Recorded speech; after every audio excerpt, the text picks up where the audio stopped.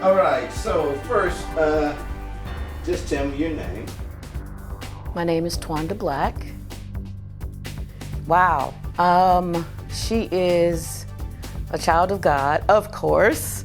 She is a wife, a mother of two young men in their 30s. I have a 30-year-old and a 32-year-old. I can't believe it. I am a daughter, of course, auntie, and it goes all the way down the line. I am a businesswoman. I am a minister, an author, photographer. I'm a Mary Kay beauty consultant. I'm a travel agent. Shall I keep going? You know, I have to say that I grew up not confident. I didn't have good self-esteem. I was very, very smart. I grew up in an abusive household. So, you know, anybody knows if you're in an abusive household, you stay under the radar. So my grades had to be perfect. You know, I had to do everything right. And I think once I got through in college and forgiveness, I had to forgive my father of so many things. Then I could kind of move on with my life, and I had to discover for myself in my 20s, who am I? What am I going to be doing here? Who am I supposed to be besides this girl that's been under the radar all this time? And it was just interesting. It's interesting to grow up that way. You know, and I'll admit, I don't wish it on anybody, but I can truly say that all the things that I've been through in my life have created the woman that I am today. So being a wife and a mother, and then I married a crack addict. I mean, you know, what? You know, who does that? But I did it. You know, that was a whole nother experience. I was crazy too, okay? But that was an entirely different experience that truly created strength in me. And it let me know how strong I am in God and my faith. Sometimes I had to kick butt, and I did. You know, little bitty me, yes.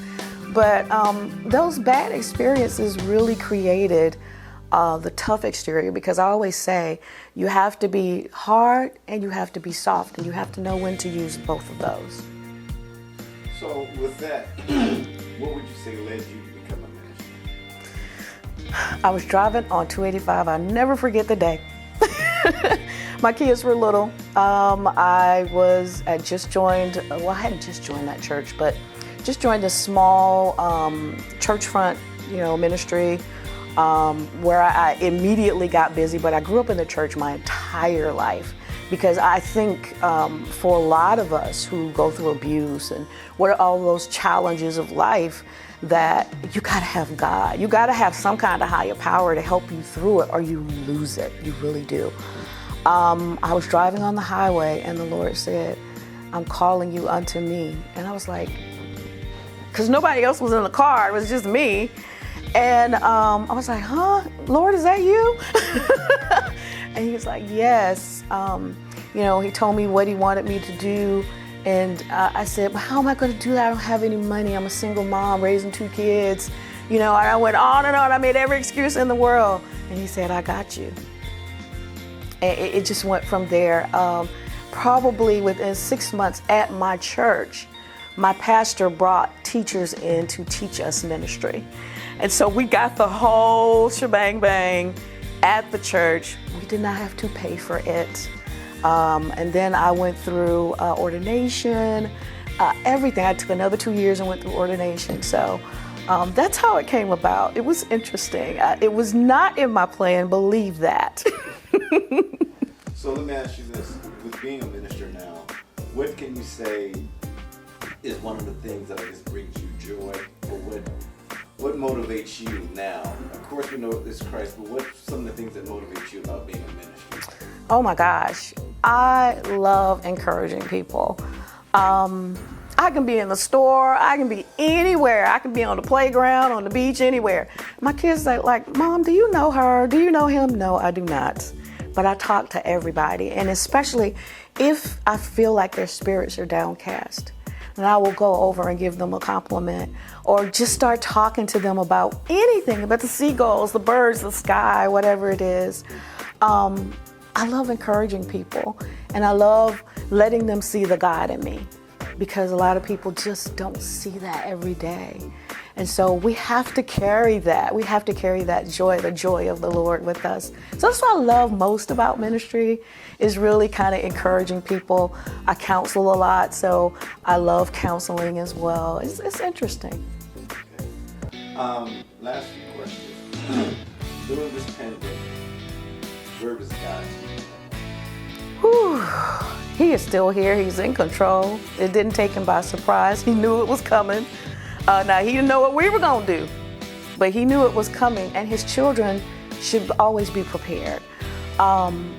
Even in the death, in death for some people who it was not their time to go. Was it their time to go? Was God in that plan? Or, we don't know. We don't know everything. But I do know, and I trust my God, that he's going to take care of me, and he's going to take care of my family. And if somebody should pass from COVID, what can we do about that? We're not all here we're not going to stay here forever. I mean, Marty was talking about that earlier. We're not here to stay forever.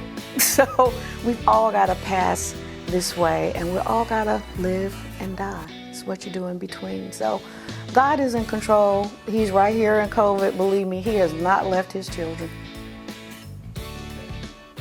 Next question. With everything going on with Black Lives Matter, with the pandemic, what do you think the church is trying to say, or what God is asking the church to do? I think that the church should be the representation of Jesus Christ, and how he walked in his way, and how he still continued even in all the trials and tribulations that happened in his short ministry. That the church still should be loving on people, still should be evangelizing and telling people about Jesus and loving on them. I'm going to keep saying that and be engaged, because since we can't be in the physical church and we're all virtual right now, some people are having fits about it. Okay, USA, take a breath. It's going to be all right. Because we're going to get back there at some point. However, we got to do it the way we got to do it right now. So we can't reach out and touch you, but we can just send you our joy and our spirit, and we can talk to you about Jesus, and we can still love on you. And I think that the church, that's their responsibility right now. Don't let your people go. Don't not engage with them, because this is so important for you to engage. There are some people that truly, truly need you, and they need Jesus. So that's where we are right now. I'm Twanda Black, and in these interesting times of pandemic and our protests and our demonstrations, because it's not all protesting, some of it is the demonstration. It's not rioting, it's demonstrating. I want to say to you that whatever you're doing, go with God. Whatever you're doing, do it in a loving way. Whatever you're saying, say it in a loving way. Sometimes you know what your grandmama used to say, it ain't what you said, it's how you said it, right? So let's do that. Let's try to bring up that love right now, because that's what we need. And I don't care what race, color, creed you are. We all have so many things in common. Let's lean on those things and lean on God as well.